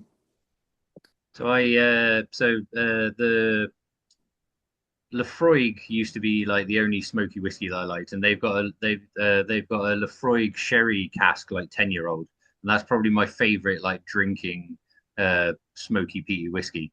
But we've had a few come through the club which were like weird ones, and I've still got the bottle of it lying around, but I don't know where it is. But it was a festival special one from a few years ago, and it smelt and tasted like TCP. It was so clear. It was almost yellow in color rather than kind of like It looked like TCP as well. It looked like TCP. It smelled like TCP, and it tasted like TCP. And oddly, I really liked it. I like that. I don't know. I've got a lot of friends in the States and used to go there on holiday a lot. And there's a little wine shop in Stirling that used to get me American, like proper root beer. None of this stuff you get in the American candy shops, but proper brewed root beer. I think it was made by Goose Island before Budweiser bought the brewery. And it's awesome, but I'm the only person that likes it. You know, and it's like drinking Germaline. Yeah. You know, but that's a Lafroig tasting note on a soft drink, and it's bizarre. But on a hot summer day, I think it can't be beat. No. Partner loves it. I'm looking at the can't looks stand of disgust. You know. No. Occasionally, you know, some of the big supermarkets have got like a World Foods aisle, and occasionally bottles turn up in there, and it has to be in a glass bottle. It has to be freezing cold. But take out the cereal notes, and it's like a sort of hardcore Islay whiskey. So, I wonder if anyone's used root beer as a mixer with peated whiskey. Would that be going works too really far? well in an ice cream float, actually. By the way, Yeah, I suppose that'd soften the Germaline note. Big lump of vanilla ice might make it palatable for me. Big thumping lump of vanilla. So. Yeah. Any more notes on the Caol Ila? I think that was a really interesting point that Charlie made about phenolic and sort of peat and smoke. Because I've always sort of there's a strange thing with peated whiskey, and obviously Highland whiskey it's less likely, but with Islay more likely. It's kind of, if I have a dram, is there an element of somebody dropped a couple of ashtrays in the bottom of this barrel, and it's literally, and to be honest, that cooler, there's a little hint of there's an ashtray in that barrel, but I do like it. To be honest, one of the drams tonight I'm going to buy for a mate who's giving me a hand. He doesn't know yet. He's getting up on my roof with me, but it's either that. Don't give him the whiskey until he's down from the roof, for Christ's sake. No, indeed. At the moment, it's either that or Captain Shug. And it only occurred to me, actually, I was just having a look on the side. Captain Shug, is that your alter ego, Paul? No, I haven't drunk enough to not lose my sight yet. It's coming.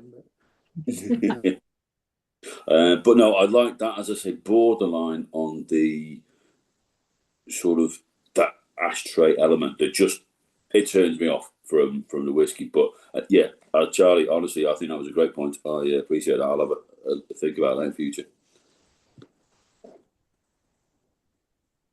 There we go. Right. Last dram? Yeah.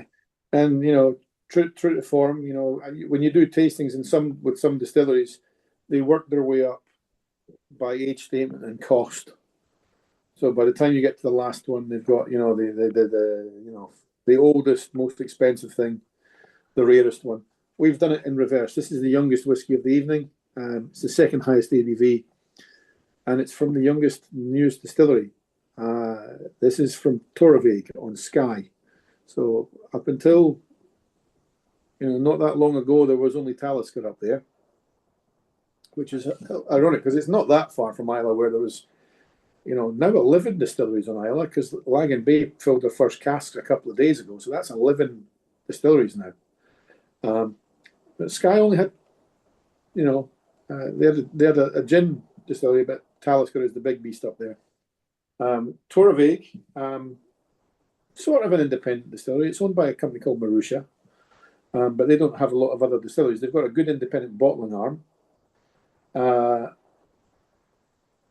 And it's a small production distillery. I mean, it's less than 1 million litres a year at the moment. Not a distillery I've been to, but I've heard lots of nice things about it. This is 58.1, 230 bottles, and bottled at a 7-year-old. And it's matured full term, first fill bourbon cask. This is one of the distilleries that, you know, I remember 4 or 5 years ago, maybe even pro-COVID, I was out at Whisky Live Warsaw, and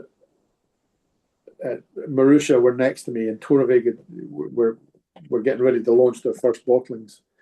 And I said to them, are you going to be selling casks to independents? And at that time, they didn't have any plans to do that. This distillery was built in a time the business models have all changed for everybody. It wasn't, you don't sit in front of the bank manager and tell them you've got an order book from Johnny Walker and Gordon and MacPhail and William Teacher for your stock. But what's happening now, the whiskey industry, the financials of the world have changed a little bit in the last couple of years. There are distilleries that never used to supply independents are now offering casks. Selected small parcels are now available. And there's a couple of great independent Torabhaigs have appeared.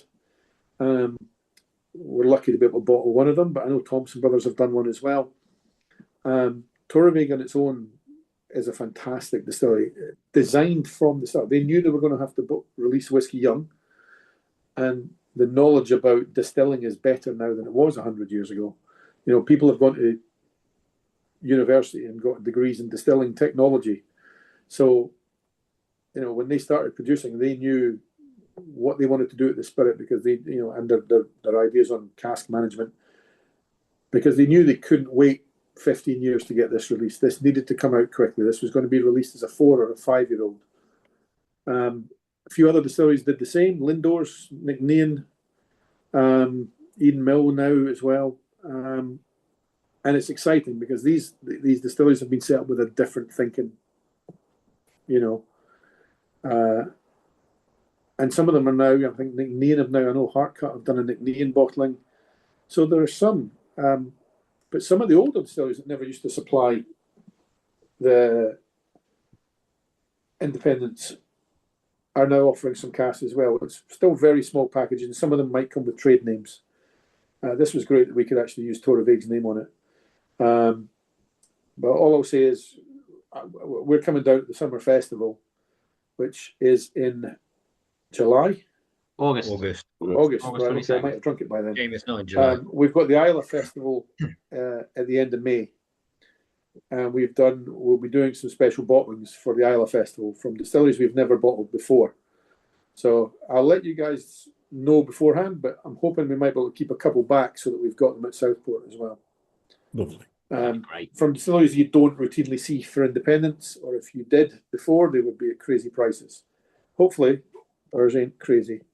But this is a little hint. This is why it's kind of good that we've got a place where we can do the bottling, because, our first ever Torabhaig, it's great to have something like that. Gutted Thompson Brothers got theirs out first, but, it's good. And I think there's a few others have got it in the pipeline. So, bourbon barrel rather than Oloroso. But hopefully totally different to Islay whiskey. Although, another island, this has to be actually, well, technically this has to be classed as Highland because they don't recognise Skye as a separate, I know Rassie call their whiskey Hebridean, because it's the region thing with Scotch whiskey now is just, it's getting crazy. It's, Highland Park is going to be totally different to a region Lowland as well now as well. That's the next one. Fife are going to be campaigning to be a region as well, aren't they? Well, it's funny because we see that because we're building in Campbelltown, which has got its own identifier, and they're using that as an example. So I've seen William Weems mentioning things in the press that's like, well, Campbelltown got the GI with 3 distilleries, and there's now Eden Mill, Kingsbarns, and a few others in Fife. Inchdairney. There you go. Inchdairney's another one that's been mentioned. That a Fife identifier would be good. But yeah, we've called it Highland. It is, I would say, Island, but Island isn't a region. It's got a bridge, so technically, it's mainland. Technically, it's got a bridge. So it's not floating about there. It's connected to something. It's a good job they built the bridge, because at the moment, I don't know if you guys see the news in Scotland, but at the moment the ferry companies are having a nightmare I mean, the lifespan of a propeller, you'd expect 12 months before you need to replace it. That's right, isn't it? On a several £1 million vessel. Yeah. I mean, here's the new boat, and it breaks down on the first voyage out. It's not crossing the Atlantic or anything. It's doing like a 2-mile route. Doesn't have a chance to get out into open water to get its choppy seat either. We're waiting. I've got the ferry booked for the Isle of Festival, and we're just waiting on the thing, whether or not they change that and put it on another route or whatever. Please don't. I don't care if I get stuck on the island, but I need to be there first. He starts talking to some trawlermen in some West Coast villages. Oh yeah. See if you can negotiate a safe passage over. But yeah, so love to know what you think, because I think it's the first tasting I've sat in on when people have tasted the Torabhaig. For me, it's like a really good quality milk chocolate with like a salted milk chocolate, smoked salted milk chocolate. Does that make sense? It's just really, really. This is you getting modern again, because many years ago you never put salt on your chocolate, but you do. I know. Well, that's you get the thing to do, isn't it? When did that appear? It's very true. We're all looking at ways to make everything a bit more Waitrose. So. No, I'm really impressed. I definitely preferred that one. Does this fit more on the smoky? I know you said you're not a big fan of the smoky whiskies, but this is completely different to anything I've tried from Talisker. Yeah. Which would be the automatic assumption. But then Rassie's not that far away either, and theirs is totally different again. So I think I also go with what Nick said as well. Like, if I get the feeling it tastes like somebody dropped a couple of ashtrays in the bottom of the barrel, it kind of immediately puts me off. And despite this being quite smoky on the nose, on the palate, it doesn't taste like somebody's dropped a couple of ashtrays in the barrel. I actually quite liked it. It's quite smooth and quite easy drinking. And I wouldn't say it was up there with a favorite, but I definitely preferred it to the Cuillin one. It's interesting because this was, of the 7, this has been the fastest seller, which we didn't expect. But I think the Torabhaig guys themselves did such a great job of their distillery bottling and getting it out to the right stores that there was already a crowd for the independents. I think Thompson Brothers have done well with the sales on their one as well. So. Yeah, I think. I mean, our tasting notes. We haven't done the salt here, but we've got ice and sugar. We've got caramelized bananas. Ooh. We've got a girl that works with us called Justina. If you ever respond to our Instagram or our Facebook pages, it'll be Justina that answers you.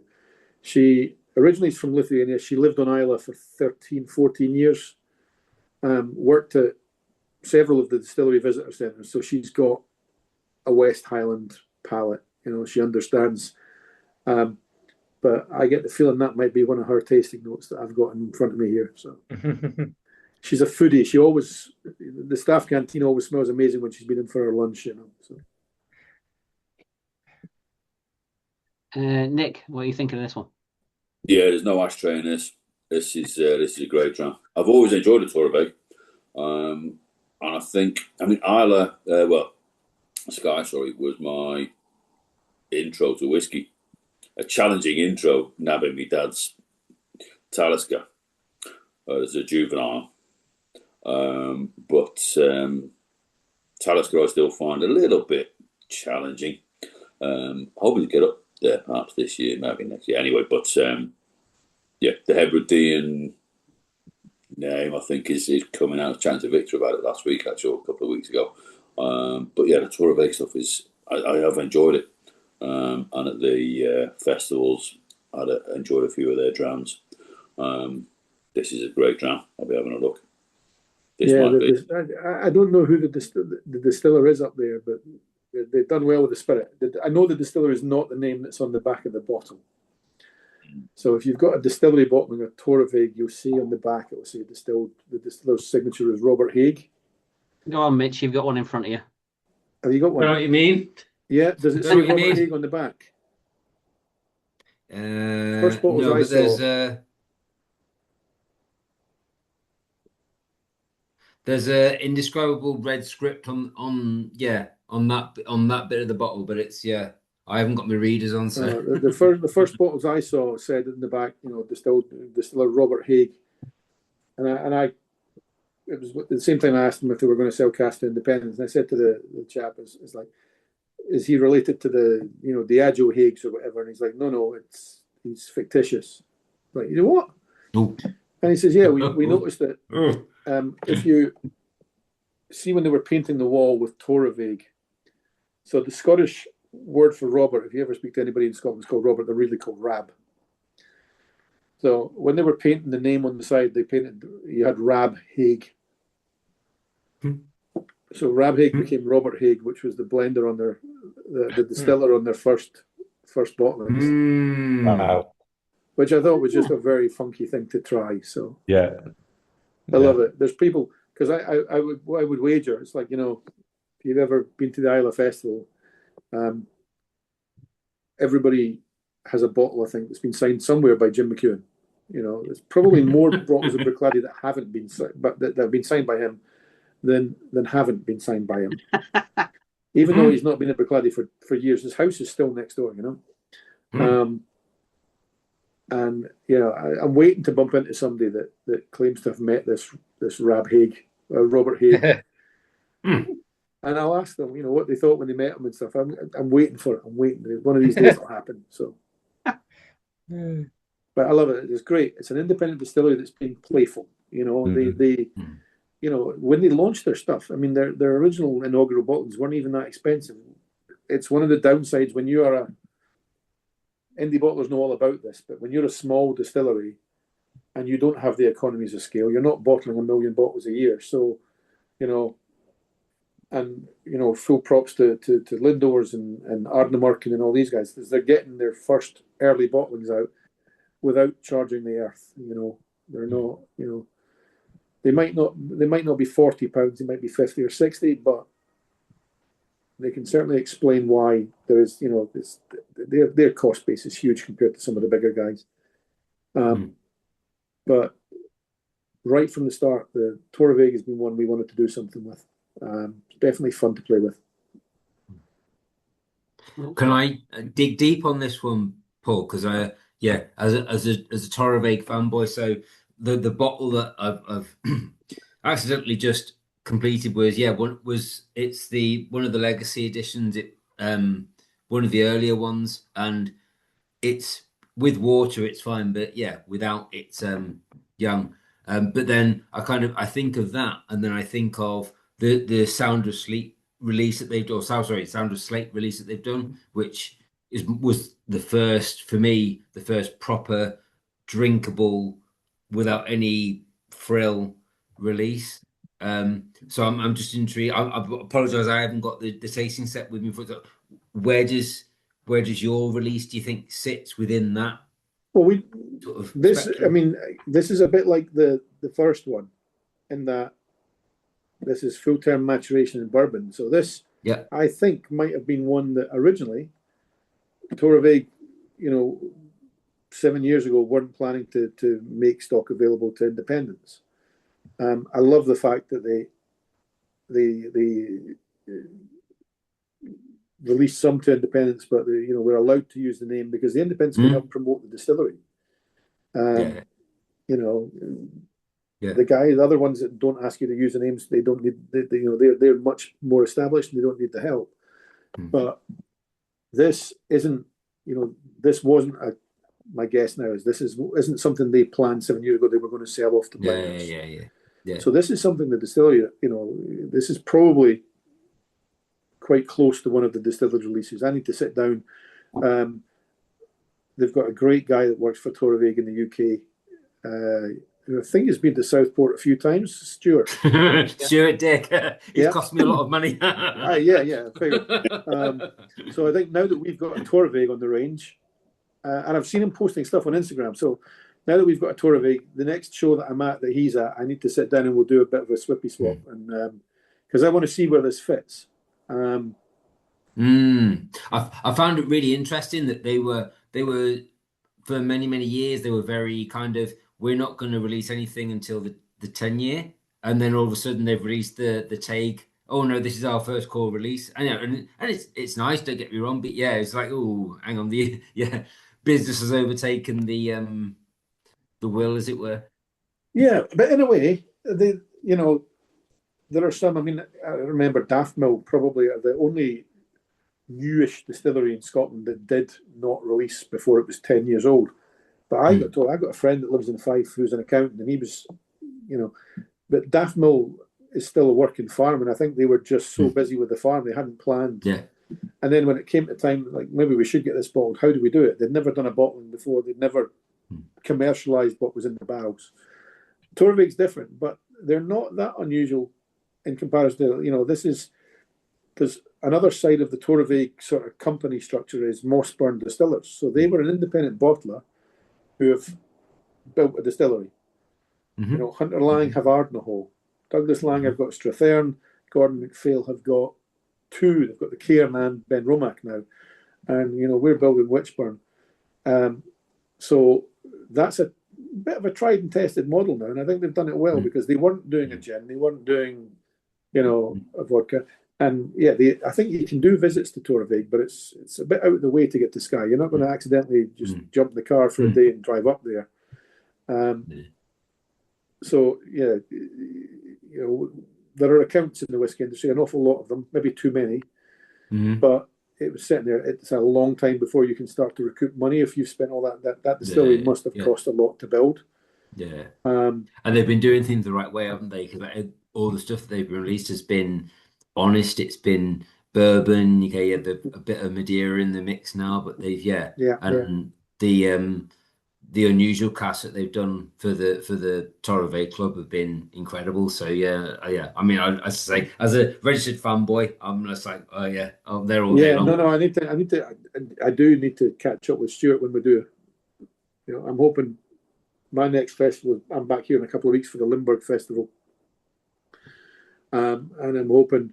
I think Marussia have got a German partner for export, so I think they do a lot of stuff at the German shows. So I need to try and catch up with them and see if I can do a bit of comparison tasting. Nice, thank you. That's if I don't get distracted by the thousands of other kind of. I don't know if anybody knows the Limburg Festival, but it's about the nerdiest festival on the planet. Yes, there's not there's anybody there, is there? Yeah.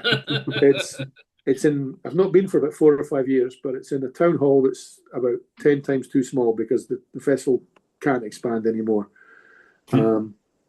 Lots of the old and rare traders are there. So the guys that have got the bottles that, they come in from all sorts of countries. It's a crazy, crazy festival. So, thank you very much, Paul. And I appreciate that little deep dive. So, Mitch, what he's saying basically is you need to buy a bottle because there's only 230 bottles. Hey, less of that. Look, don't look directly into his eyes. I can't. I cannot see. Only 230 bottles left, and you get 10% discount as well. So I think Stuart will probably say the same. I'm sure I've seen Stuart sharing pictures of this one on his Insta feed. So I think he's seen it. We've done some tastings up Stuart doesn't live in Skye. He lives up in Speyside, and we've done a couple of tastings with some of the whiskey bars up there. So I'm sure he's spotted it now. Next time I need to send him a message and see what he thinks of it. So. Well, if the Torabhaig guy knows about it and he's posting about it, there won't be much left, Mitch. I'm just saying, it'll soon fly out. Well, when we were setting up this tasting a couple of weeks ago, Victor said, "Is everything available?" Yeah, but the Torabhaig is the first one in the range for us to sell out, so we don't have any left here. So the last bottles are with the retailers. No pressure, Mitch. No pressure. Come on, Mitch. You need a plague on both your houses. No pressure. Peter is charging up the sum up credit card machine as we speak. Do we have any of this, Peter? We do. I've been dropping links in the chat all evening. I don't know how much we have left, though. That's the dangerous thing. Not much, surely. Right, I'll stop now, Mitch. Thank you for that, Paul. I really enjoyed that. As usual, we'll do a top 3 from everyone. Let's start with Duncan, who is currently catless. Okay, I was hoping you wouldn't come to me first. So apologies, I had to. Just to kind of clarify, is the cat in the cat box on the top of the cupboard behind you? Or is that an empty cat box? You have to control it. It's Empty at the enough of you moment. moving around. On the top of the cupboard you go. Yeah, you're staying there till we finish. So I can give my top three, but I can't include the Ardmillan because I had to take a phone call when you did that one, so I haven't tried that one yet. So on the understanding that I haven't tried that one, the Torabhaig was my favourite. Tormore was my second one, and number 3 was Carolina. Excellent, nice peaty and non-peaty mix. Thank you, Steve. I think my favourite was the Ailsa Bay. I think, or it might have been the Torabhaig. One of the two. I'm a bit undecided at the moment. I mean, both of them were delicious. I mean, the Torabhaig, I've tried a few Torabhaigs and they've always been nice, but I've never bought one but that's tempting me. I mean, it's the only one where, because it's a school night in it, I only drink half measures.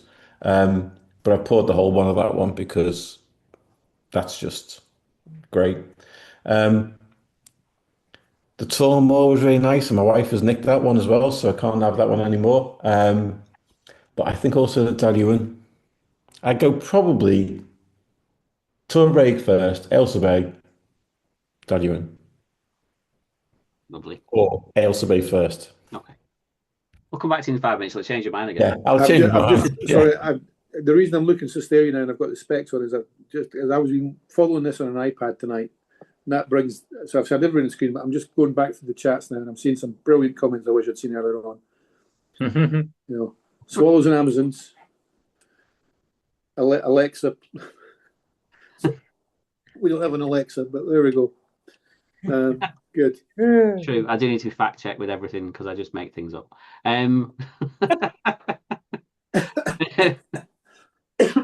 All the history I post on Instagram, it's all lies. It doesn't make stuff up. It's great. We know.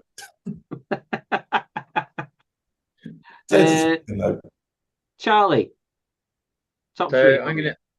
I'm gonna cheat and potentially do 4 in my top 3. So number 3 is the Tormore. I really like that one. Number 2 is the Dalwhinnie. And then I've got a split number 1 because they're very different tasting whiskies, but I can't really split which one I like the most. So I'm putting them both in there. And that is the Ardmillan blended smoky one. And the Teaninich. The one with too many vowels in it. Teaninich. So you put in a bourbon cask in your top 3, top 4. Yeah. Quite So that's 3 of you with 3 different number 1s, or 4 different number 1s. So yeah, it's a good sign. That's a good sign. Nick, what do you rank for your top 3? Easiest for me to start at number 1, Teaninich. I thought that was great. I've still got some left. I've got a bit of water in that. That's been sitting to one side. So probably Daluan next, I would say. And then third place.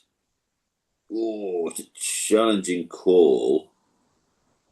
But probably the Torabhaig, I would say, would be my third place bottle. Yeah, the Cuillin was good.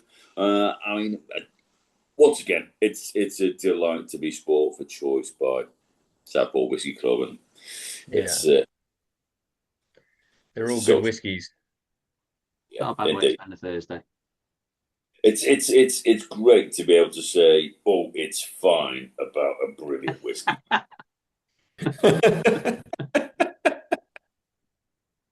We're going to put that as your tasting notes on the bottle, I think, Nick. Make sure to taste on the website. Nick, it's fine. It's fine. But I think we got the fact that that came after the cheap supermarket wellies, those two tasting notes came in close succession to each other. I think that's great. It was like the ultimate end of the spectrum. Love it. Has anyone got any more questions for Paul before I halt the recording and then we can relax? No? Or any questions you don't want broadcast afterwards. Once we cancel the recording, you can go hell for leather. So. Right. Also, well, just thank you very much, Paul. That was an excellent selection of drams. Thank you. Paul. Thank you very much. Thank you. You've made an evening very interesting, because I'd have been sitting watching CNN right now getting depressed or something, because it's the only channel in English I can get on television in a German hotel room. So thank you. You've really brightened the evening up. So glad to hear it, and thank you.